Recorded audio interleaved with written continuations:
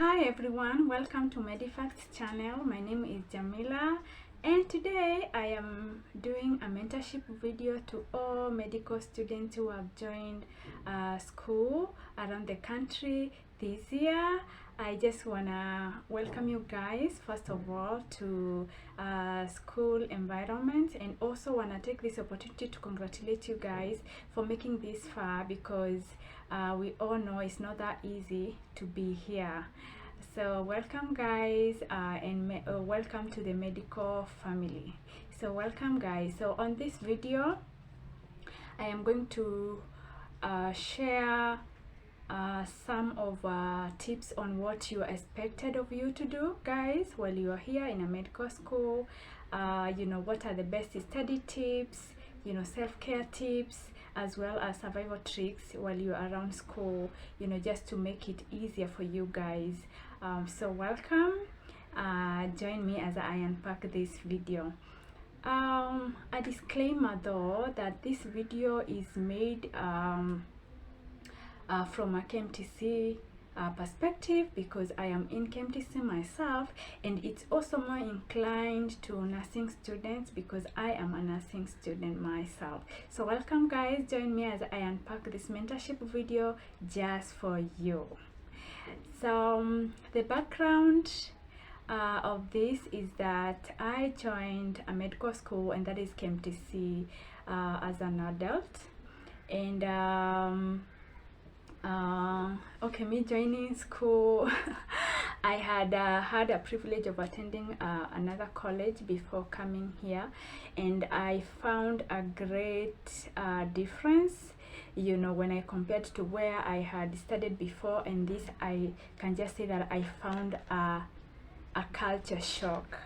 Some of the things that I never expected, and they were just a shock to me. So I said and felt like I really wanna share these tips, just in case you are joining school very new, or you have your own expectations, you have no idea of what happens around here or in a medical school. I just wanted to give you a heads up, guys, so that you can always kickstart your studies while your mind is all set, and also knowing what to expect. So I am going to start with tip number 1, and that is discipline. So in any medical school, I believe, specifically KMTC, because I say that is where I am in right now, that is where I am studying, discipline comes number 1, or as a priority. In a medical school, passing is not all about passing exams. It comes with a lot of blending activities that you need to do for you to be able to make it. And number 1 starts with discipline. Discipline starts with on how you dress. That is number 1, on how you dress, putting on the right school uniform, the shoes, the hair, and everything else. So for the ladies, you have to always have the right dress code. That is number 1, from head to toe, and the shoes, socks, and everything as it's required. On the hairstyle, your hair should not be very, very long. It should not be too way long, like the way I have seen some of the current hairstyles that are trending. Should not be too way long.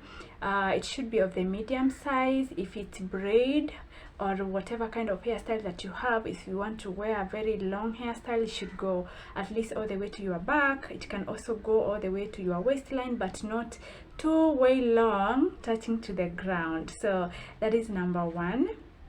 Also, for the ladies, the nails, your nails should always be short. You should not have these long nails or fake nails attached to your nails, especially when you are in clinical areas. You are also not supposed to have very, very long earrings. You should have just short earrings, short earrings like these ones. And this again, also it's more discouraged while in your clinical areas, and this is basically just for you to, it's meant for infection and prevention control.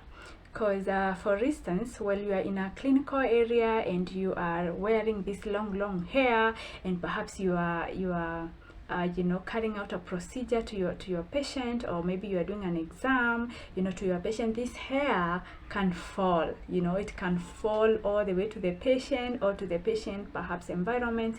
And you know, hospitals are not always the cleanest, even though they are dusted every day. So this hair, you know, falling to those environments which are not very sterile, you know, you may end up, you know, transferring those germs, you know, back to yourself. You may carry them back to your body, you may carry them back home, and you go and spread all those germs everywhere, and that is likely to make you sick. For the long nails, the same applies. It's just for infection and prevention control. For instance, you have these long nails, and you know, you are putting on your gloves. It can, you know, tear the gloves. It can tear the gloves, and you end up, you know, contaminating yourself with the things that you're not supposed to, because the gloves are supposed to be protecting you guys.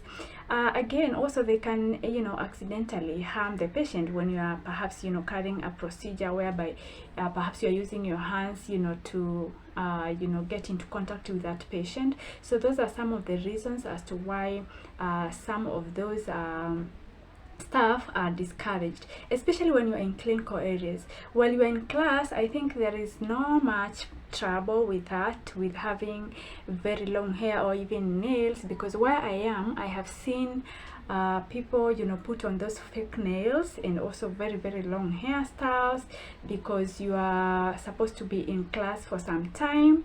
Like, you know, when you have just joined, you're gonna be in class like for the first 3 months, and then now after me perhaps from the 4th month, now you'll go to your clinical experiences. So specifically when you are in clinical placements or in clinical practice, you are not now allowed to be having these long nails or very long hair. And just as I've said, it is just meant you know, to safeguard you, and it's meant for infection and prevention control. So that's it. That's all what I wanted to say, guys. And for men also, your hairstyle should be just simple and smart. It should not be, you know, an afro. It should not be a mohawk, you know, just something simple and smart. And the reason as to why I am saying this, it sounds, you know, something obvious, something normal, you know, something so simple, but again, it can land you into so much trouble with you know, with the school management or some lecturers around, and it end up, you know, wasting a lot of your time. And I don't think that you want that, because you have a lot of work to do. So you don't need to be wasting a lot of time, you know, with those minor issues. So just so long as you have decided that you are going to, or you have chosen this as your career, you just need to abide with the rules. When you abide with the rules, there is no one who is going to bother you. There is no one who is going to waste your time. So you just need to be, you know, to just follow the policies that are there. So that's what I'm gonna say on that. So guys, tip number 1 is discipline remains a priority. So always keep that in mind, because, you know, how I'm saying that it can end up, you know, wasting a lot of your time is that sometimes you can, you know, be in class and you can be, you know, be told to get out of class and go and you know, shave. For a gentleman, maybe you are not having the right hairstyle, or for a lady to be told go and change your hairstyle because, you know, you are having, you know, a very disturbing hairstyle. So at the end of the day, that is just, you know, your own time that you are going to waste, and you would have used that time to do something constructive. So guys, always keep that in mind. Don't, you know, put yourself in trouble of, you know, you know, kusumbuana na, you know, the lecturers or the school management from time to time on those minor indiscipline issues. Okay. So tip number 2 that I am sharing with you is class attendance. So class attendance in a medical school, more preferably a KMTC, you attend classes from Monday to Friday, starting from 8 a.m. all the way to 4 p.m. For me, my experience, this was a shock, because as I had started saying, I had had a privilege of attending a different college before coming to do whatever that I'm doing right here right now. So I thought that perhaps I'm going to be having just like 3 or 4 classes per week, and the rest of the days I am off or something. But oh well, no, if you have anything of the sort in your mind, just get it out of your mind, because in a medical school, it's you have you are busy in 24/7. So just be prepared that you're going to be in class from Monday to Friday from 8 to 4 p.m.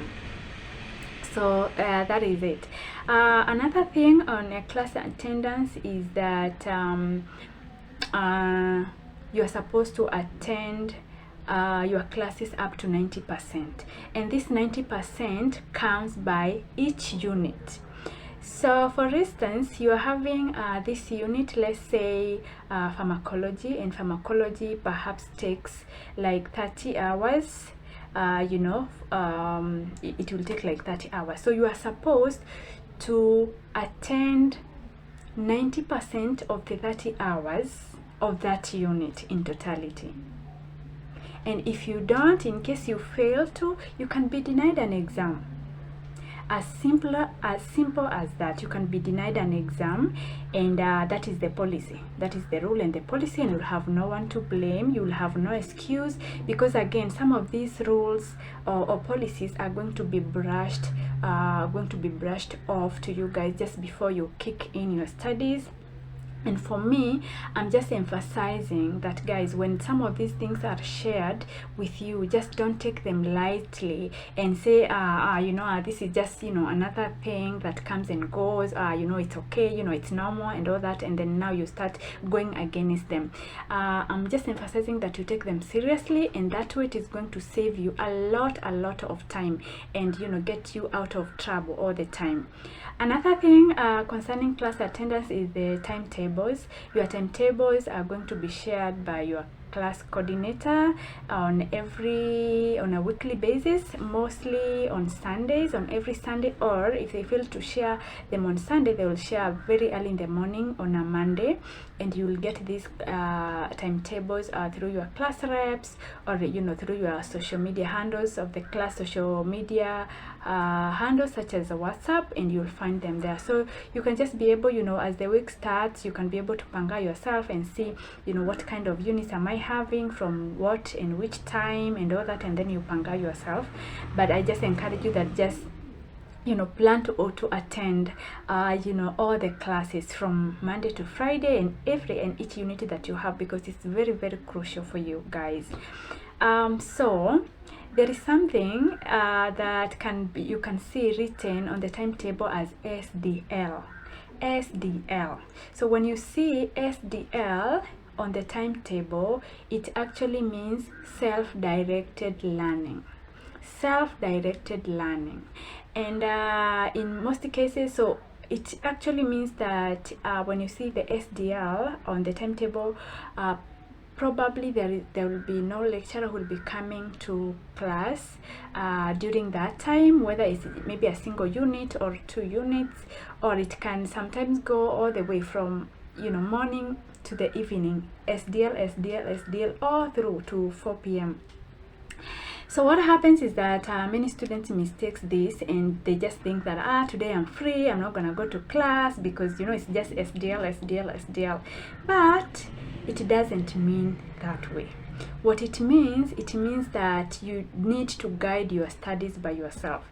Yes, there is no lecturer who is coming to class, but just guide yourself on how you are going to do your studies. You can write notes, you can go to the library, you can just do something related to schoolwork. So don't see that and just say and just be excited, oh, today I'm free, I don't have any class. Because let me tell you, You can be called to class anytime, just anytime. A lecturer can decide to just come in class, and you can be called to class within 5 minutes or 10 minutes, because that is what is believed that SDL, you are just supposed to be around school. So don't take it for granted, and just give yourself an off, and or go home or do anything that you want because you're having an SDL. An SDL means self-directed learning, and should be done around school, not at home at all. But just in case you decide to do it away from school, perhaps you have just decided, oh, today is SDL and I'm going to study from home, just ensure that you are ready. Stay alert. Always keep on checking on your phone in case there is any update on your WhatsApp group. Perhaps people have been called to class, or have a friend perhaps who is at school, and let them alert you whenever there is something crucial that you are needed. And just be ready, your uniform, let your uniform be ready already, take a shower and be ready, because you can be required to to show up. You can be required to show up anytime. So what you just need to just be ready, and whenever you are called, just be ready to show up. Okay, so that is what it really means. So do not misunderstand that, and do not misuse it. Just be around there, keep yourself busy with your books until the day ends, and then go home. Okay. Another thing that is very, very crucial is on your class attendances is please ensure that you always switch off your phone while you are in class. The policy says that you are not allowed to be having a phone in class. So if you have it, please ensure that it's on a vibration mode, activate a vibration, or put it on a silent mode. And also, even when it's on silent, please don't grab it and start using it right there where the lecturer is in class. That it's gonna land you in trouble. So what you need to do is please just have it off, and just keep it away from you until the lecturer goes, because when you start using it there, some lecturers, yes, are different, but some will just they can just, when they spot you are using a phone while you are in class, and while they are teaching, they may just take it away from you. And when they take it away from you, it can be taken away for a whole semester. Yeah, it's that serious. It can be taken away for a whole semester. Or even if you will go and follow it up, it may not be very, very easy to follow it up. And again, it can go all to the extent of involving your parents. You can imagine. That is how serious it is. So for me, I'm just emphasizing, don't take some of these things lightly. And again, if you are just under parental care, your parents or guardian or whoever who is paying your school fees may not be very, very happy when they are involved with your indiscipline issues all the time. So just be a student, and just do whatever that you're required of yourself to do as a student in your capacity, and let the lecturers be, because they're always going to be the lecturers. They're going always to ensure that, or instill those rules or policies that the school abiding policies, and you may even get tired of it, but that is their work, and you just do your work as a student and remain as a student. That's all what I wanted to say concerning the class attendance. Tip or point number 3 is time management. And on time management, what I can say here is just manage yourself well, and just be at the right place at the right time. If you are supposed to be in class in such and such time, just be there. If you are in clinical area or placement, and you are supposed to be on duty, just be there, show up, be there until your duty ends, and then now you can go home. That's all what I wanted to say. Another thing, or another tip I wanted to share with you guys is self-care. Self-care, basically, I just want to remind you guys, in a medical school, it's very, very busy. You are always busy in 24/7, and sometimes the busy schedule can really carry you away. It can make you be consumed, and it can drain you a lot, which is sometimes cannot be very, very healthy for you mentally. So just find some time for yourself. Find some time for yourself. Find a way on how you can unwind yourself from such a busy schedule, on a daily basis. There are a lot of games around school. There are volleyball, there are football, there are I don't know, there are all sorts of games around school. So you can always find some time and perhaps join whatever that you like doing, whether it's football you like doing, that you can join. Go play for 20 to 30 minutes, just refresh yourself, and then go shower and get refreshed and stay active, so that you can be able to stay put and continue learning with a healthy mind, okay, because that is very, very important. Okay, tip number 5 is on how to study. What I'm gonna say on this is that please make a habit of making your own notes. Make a habit of making your own notes.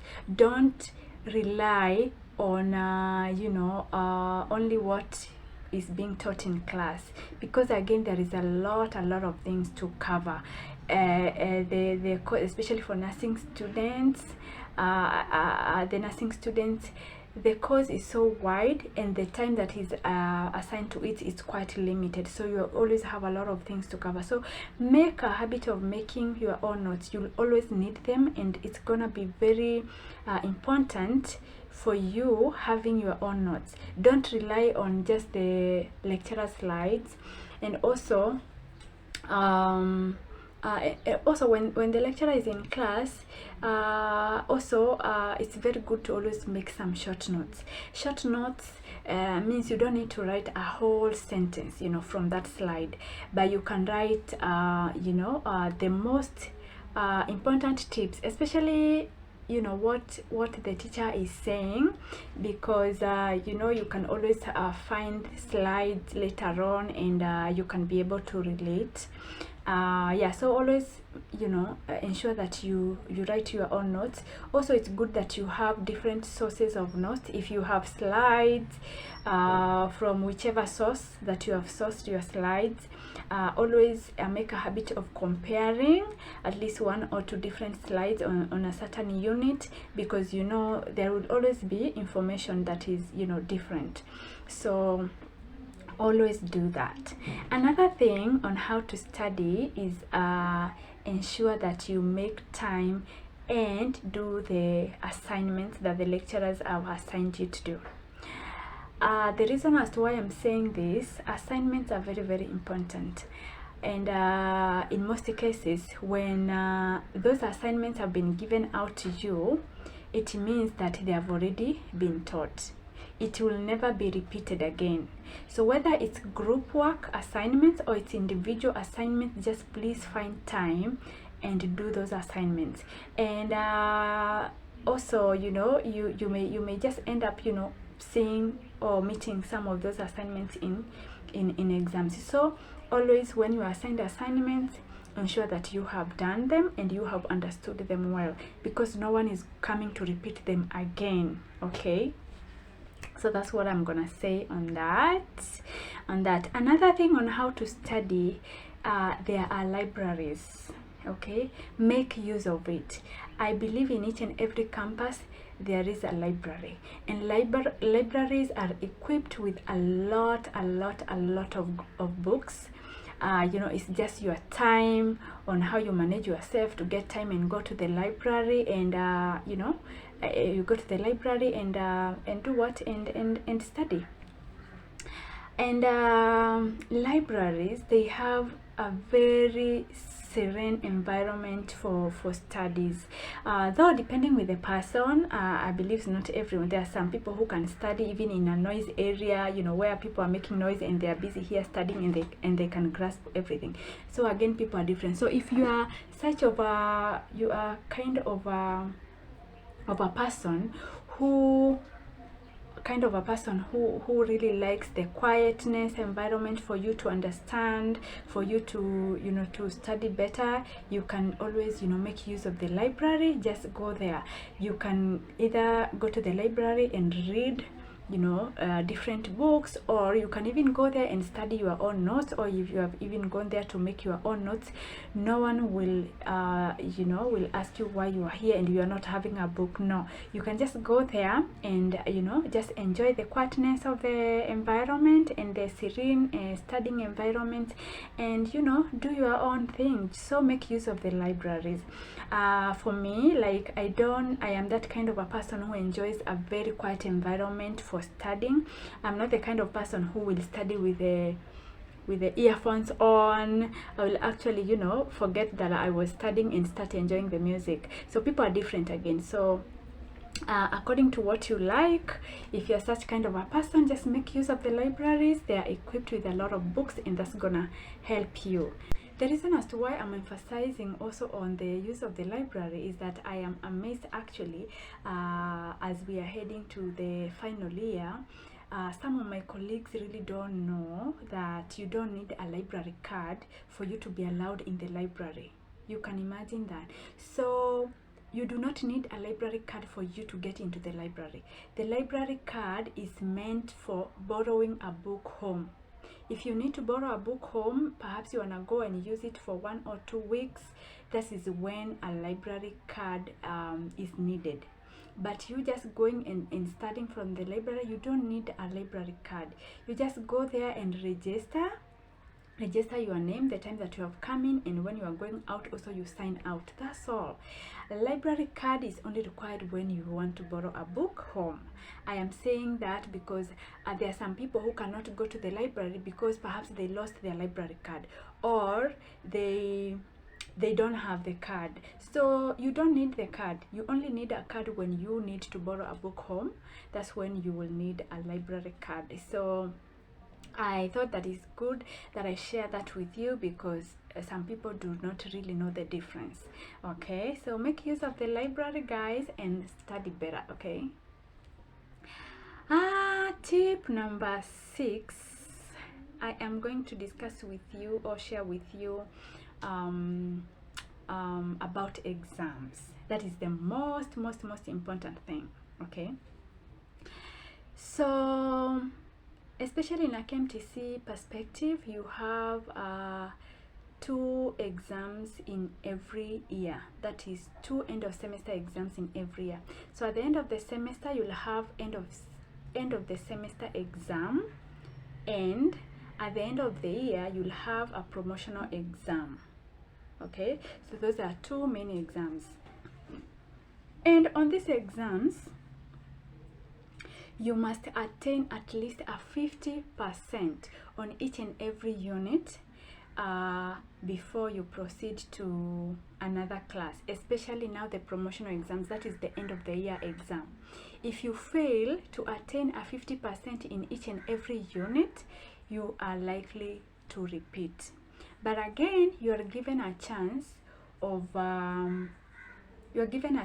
repeating that unit that you never attained 50%. That is a supplementary for that unit. You will sit for that exam for you to be able to reclaim your marks back, and so that you can be able to move to the next class. So what I can emphasize here is, please, you can be able to make it actually even without a supplementary.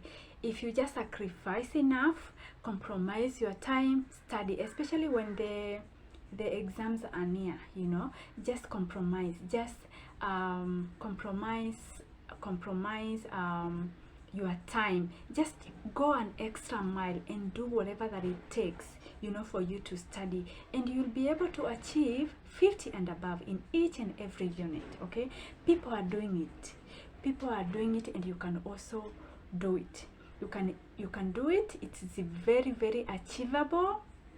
It is very possible. You just need to really just sacrifice and compromise, some of your time and do something extra, and then you are going to make it.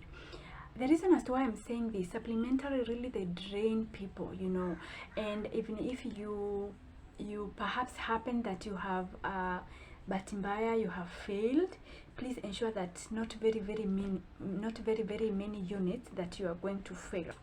At least even if is you are going to fail to achieve 50%, let it not be more than 3 units. Please ensure that failing to achieve that 50% doesn't mean you are full, or it doesn't mean that you are inadequate. No, perhaps you are busy, you are not able to balance, but again, just try to balance yourself and study each and every unit on equal measure. As I said, those supplementaries, there is a lot of work. There is a lot of work to do around KMTC. So just save yourself the time. Instead of concentrating with doing supplementaries, you could be studying for the other semester, or perhaps you are in clinical area, and that time you need to get out of clinical area and come sit for the supplementary. So why don't you strive for the best to ensure that you do not have this supplementary, because it is very possible. If other people are doing it, trust me, that you can also do it. So just compromise and be able to do that, and you'll be able to move forward without any kind of stress. So another thing that I'm going to talk about or concerning exams is cheating on exams. In KMTC, actually, you can simply repeat with just by making some very, very minor mistakes. Some very, very minor mistakes. Mistake number one is during exams, please do not cheat in your exams. Do not carry any written material when you are going to the exam room, because that is a direct ticket for repeating. It's a direct ticket for repeating. Number two, do not speak with your colleague while you are in an exam room. That is not allowed, and it is considered cheating. Even if you are borrowing a rubber or a pen or a ruler or anything, that if you are caught, it is considered as cheating, and you may repeat back a whole semester. Okay. Number three, writing anything on your palms or on your body, just anything. Don't write anything, even if it's just a 0. Ensure that your palms, your body is always clean, and go there with confidence. Everything that you have studied, just hope that everything that you have studied, everything that you have revised, everything that you have revised, it's gonna come to the exams, and just pray to God that whatever that you read, it will come actually. And that way you may save yourself from repeating. You can imagine when you are caught with such a thing, you repeat for a whole semester back, and again you are going to pay fresh school fees for that semester, and perhaps maybe it's just because of one unit, just one unit. So ensure that you always avoid yourself from being caught with any exam malpractices. And again, remember that these exams are supervised, from the beginning to the end. And even if the supervisor may get out of exam room, doesn't mean they are not watching you. They always have a way of monitoring you up, watching you until the exam ends. So just ensure that you are clean. Do not speak with your colleague. Do not carry any written material. Do not go and speak with your colleague during an exam. Do not write anything on your body. And also ensure that if you have had a supplementary, ensure that at least that supplementary you sit for it, and you have attained the 50% pass mark that is required for you to move to the next level. So those are the 4 main reasons that can get you back, one semester back. When we came when we joined school, we were told these things, but we never, we never, like, some of us never believed that it is true. We thought, perhaps, it can happen, yes, but maybe unaweza samehewa or something. But trust me, it is very serious, and it happens on 100%. There are some of colleagues who have repeated back and they have joined our class, who are ahead of us, and they joined our class, and then you ask them, why were you told to repeat, or what is the reason behind your repeating? And they will tell you, for me, I was just borrowing a rubber. I never cheated. I just borrowed a rubber from my colleague, and then the lecturer spotted me, and that was it. So do not make mistake of making such mistakes, please. Ensure that you have carried everything that you need in an exam room, whether it's a rubber, it's an extra pen that you need, it's even if you will not use them in the exam, just carry them. Do not go there hoping that you're going to borrow a rubber and it's gonna be allowed. It is no, it's not allowed. So please save yourself from that kind of stress. Save your time. Do not repeat of your with such minor stuff. Do not waste your parent money. Why would you stay here for 4 years while you are only supposed to stay here for 3 years? You should not do that. Do not do that to yourself. Do not waste your time here, and please do not waste your parents' money. There are so many people who went to school, they had a very, very good grades, they qualified to do any course they wanted, but they have never had a chance of someone, a parent or a guardian or anyone, supporting their studies, further, or taking them to a college or anywhere. So you have that chance. Please do not misuse it.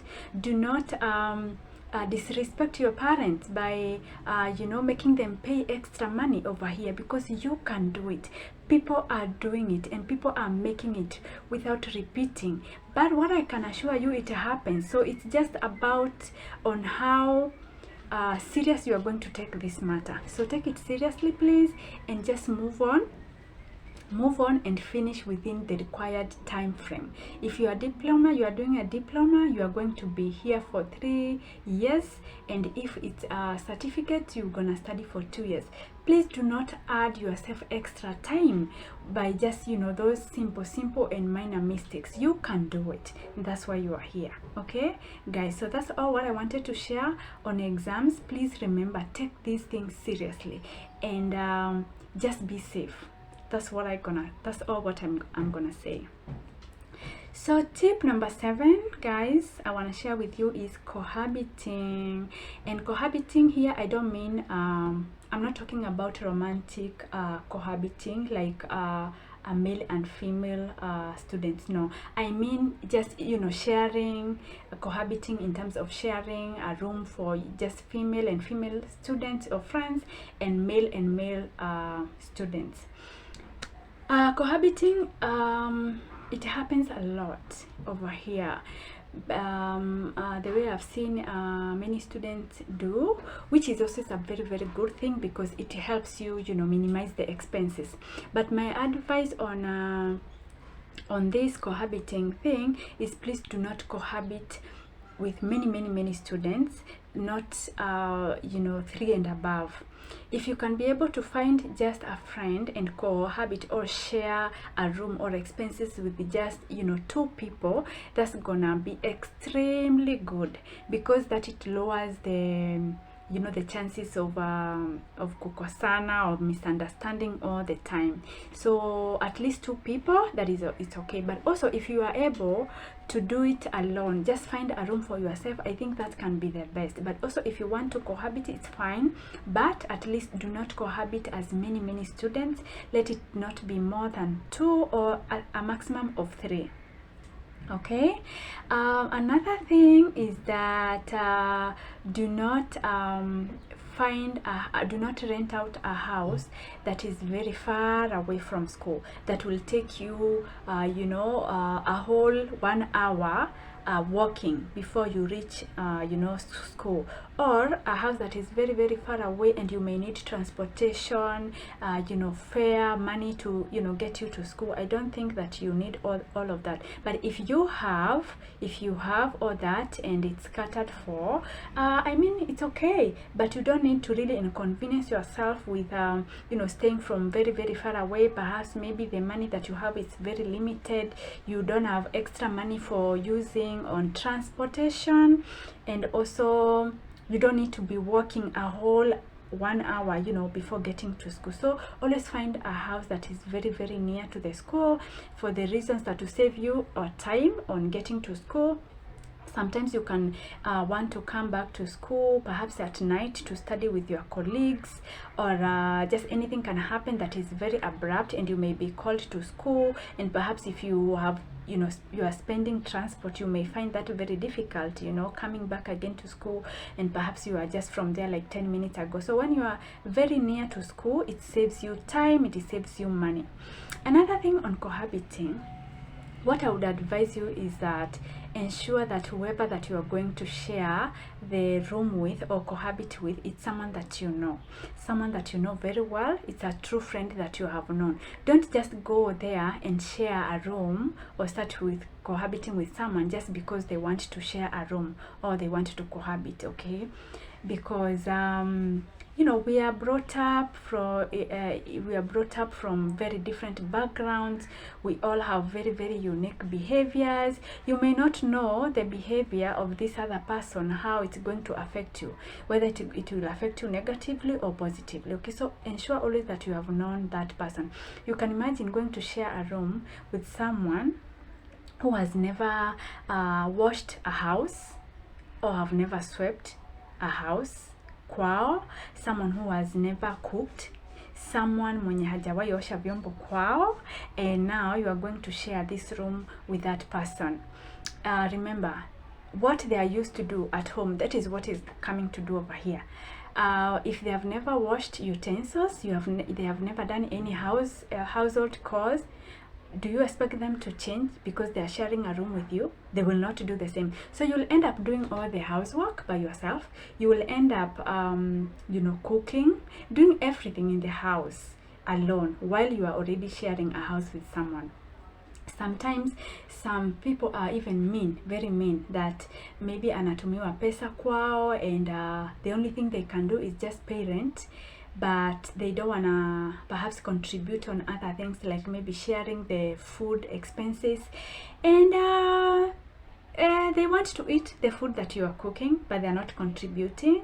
So it's very very important to always ensure that this person that you're going to cohabit with or share a room with, it's already someone that you have known them, they are a true friend. And also, being a true friend is not enough. Ensure that you know some extra behavior or extra information about this person. Are you going to have an easy time when you rent? Are you going to have a good collaboration while you are sharing the house, or is someone who is going to cause you stress and start fighting left, right and center? So always ensure that you have known that person before you get into cohabiting with them. Okay, so that's all what I'm gonna say on that. Tip number 8 is negative peer pressure. Negative peer pressure is something that really consumes a lot of college students, and not just only in medical schools, but any kind of school, colleges, universities and all that. And you know why? It's because most of them, it is the first time that these people are having independence in their lifetime.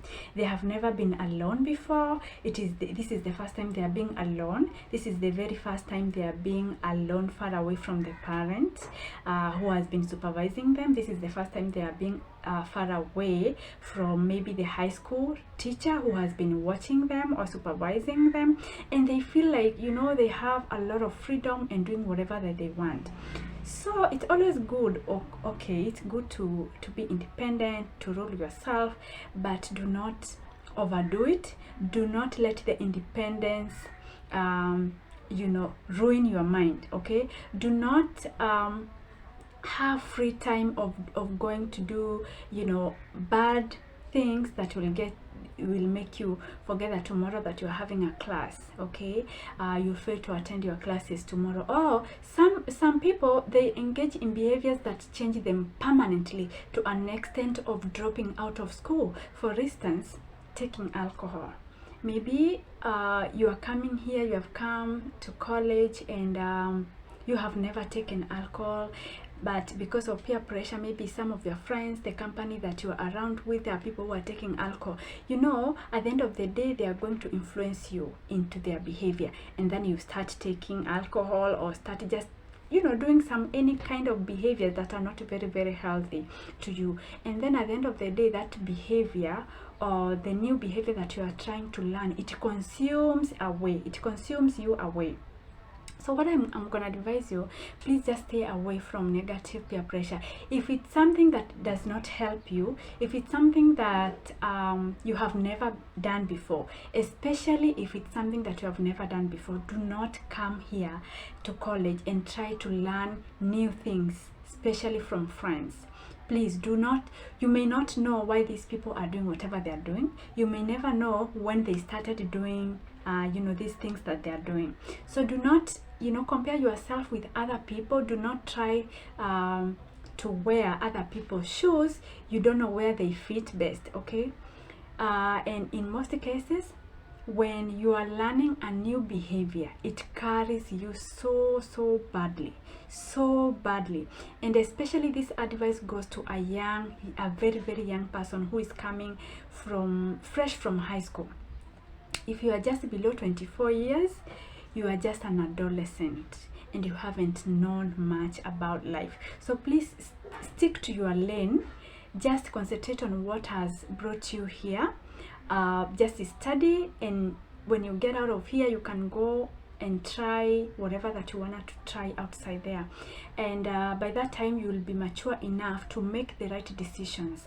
When you are mature enough, even when you are trying to learn a new behavior, it doesn't carry you away that much, because you already know that, you know, I just want to try this and I am gonna do it for this certain period of time, and you already know how you are going to do it and for how long. So if you are just fresh from high school, please do not compare yourself. Do not especially try to learn new behaviors, you know, from other people that you have never done before. So just be good, because those behaviors are just going to mess you up. Just, you know, stick to yourself, be true to yourself. Remember why you are here. Do not waste your parents' money. Do not waste your time. Okay, so please stay away from any negative peer pressure, okay, for you to stay safe. So that's what I'm gonna say on that. Tip number 9, guys, is I am just going to encourage you that it's good to have a student mentor. Having a student mentor, it's something very, very crucial, because a student mentor will help you in a lot of ways. And find a student mentor who is at least one semester ahead of you. They will help you in navigating in some of the things that maybe are confusing to you, some of the things that you may not understand, because remember, they have already passed that stage that you are in right now. Maybe they faced these challenges, but they were able to overcome them.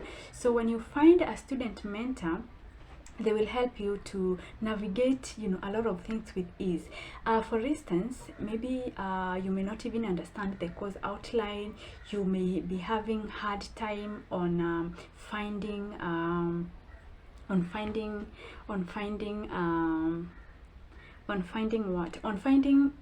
the right notes that you need maybe for that semester. So when you have a student mentor, you can always talk to them. They can share, if they have the notes with them, they can help you, you know, understand the course outline and all that. Also, student mentor will always help you to access these past paper exams, because remember, you are only a semester apart, and in most cases they already have these papers, and So they can, you know, help you access those past papers. You can just perhaps go photocopy, or they can give you the papers and go and revise. Sometimes even when you're in clinical areas, it can be very confusing on what is required of you to do, where do you start, because again, as I told you again, time is always never enough in a medical arena. It's never enough. So you may go there, perhaps you may not have adequate orientation, maybe from the clinical areas, and you just remain confused, you don't know what to do. So when you have a student mentor, you just give them a call. Hey, I am perhaps, you know, in this department, and I'm going to be here for this and this period of time. So where do I start? You know, what am I required of me to do? You know, and all that, and they're going to help you. And I don't believe that there is any student who is going to refuse to just hold your hand in showing you some of the things that you may having challenges with, and you're not there to bother them in 24/7. It's just, you know, once in a while, when you have a challenge or something that is, you know, disturbing you, something that is quite confusing and you do not understand, then you can count on them. So it's very good that you find a student mentor who will always be there to, you know, hold your hand and make things easier for you. Just, you know, have someone, or you know, someone who is ahead of you, you know, sit with them, talk to them, you know, get to hear the stories, you know, what they have gone through, what are the challenges that they faced, how did they overcome them, so that you do not also repeat the same mistakes either they did, or go through the same challenges that also they went through. So having a student mentor, it's a very good thing, and I will encourage that each and every one of you to have a student mentor. It will make your worker and study very easy for you guys. So that's all what I wanted to share. But not least is I just want to share with you the units that you are going to be undertaking for this first semester, especially for the nursing students. Again, I said that this video, it's more inclined to nursing students. So you are, in this semester you will have 12 units, and 11 units for the certificate students, and 12 units for the diploma students. So these units, almost all of them, you are going to do them like as a uniform, but for diploma students, they have one extra unit that is called applied communication. That is for diploma students only, but for the rest of the units, you are going to do them together. Okay, so number one is you're going to have a unit called anatomy and physiology, that's around 90 hours. You're also going to have fundamentals of nursing, that takes around 108 hours. You're also going to have a unit called microbiology and immunology, that takes around 18 hours. You also have a unit called reproductive health and midwifery, that takes around 27 hours. You're also going to have maternal and newborn health, that takes around 30 hours. You'll also have psychology, that it takes around 18 hours. You'll also have psychology and anthropology, that takes around 13 hours. You'll also have community health nursing, that takes around 20 hours. You'll also have HIV and AIDS, that's around 12 to 13 hours. You'll also have environmental health nursing, that takes around 16 hours. You'll also have communication, that takes 30 hours, and applied communication, that takes around 16 hours, and that is for diploma students only. So just in case you had not had a chance of knowing all the units that you guys are going to be undertaking in this semester, those are the 12 units. And what I can advise you is start finding the notes on time, make time, go to the library and start studying on time, way before exams. Another thing that guys, I forgot to share with you on study tips is also forming individual group work, or I mean individual groups, study groups. There are each and every class, they are supposed to have groups. That is mandatory. groups that are in each and every class. They have groups that they study, or maybe when their assignments, maybe a lecturer want to give out, it gives out through those groups. So I'm not talking about those class groups that are mandatory to be formed in your class, but I'm talking about individual groups or study groups that you form from people around you, people that you understand better, people that, you know, perhaps you have some similarities, that you have a vibe, and it's gonna be easy for you guys to study together. So make a habit of always at least, you know, meeting at least 1 hour every day and discuss something, discuss a unit, you can discuss a topic, and start this way before before exams start, and that's gonna be very easy for you. It's gonna help you a lot. So that's all what I had for you today, guys, and I hope that this video is really going to help you positively, and you know, I believe that you will grab, or you will grab 1 or 2 tips of what I have shared, and they are going to have a very positive impact on you guys as you study. And I wish you all the best. I wish you success, and it's my pleasure to see you guys move to the next class, you know, as a group, just the same way that you joined. But remember, you are the one who is going to make this happen. You are the one who is going to protect you from repeating. You are the one who is going to make yourself you know, protect yourself from, you know, doing a lot of supplementaries and all that. People are making it, people are doing it, so why can't you do it? You are able to do it as well. So just trust in yourself, and you know, take them seriously, and everything is gonna be very easy and superb for you guys. So that's all what I had for you today, guys, and I just want to say thank you for watching. Please subscribe to my channel, like, you can also comment, and I wish you all the best, guys. So until next time, bye.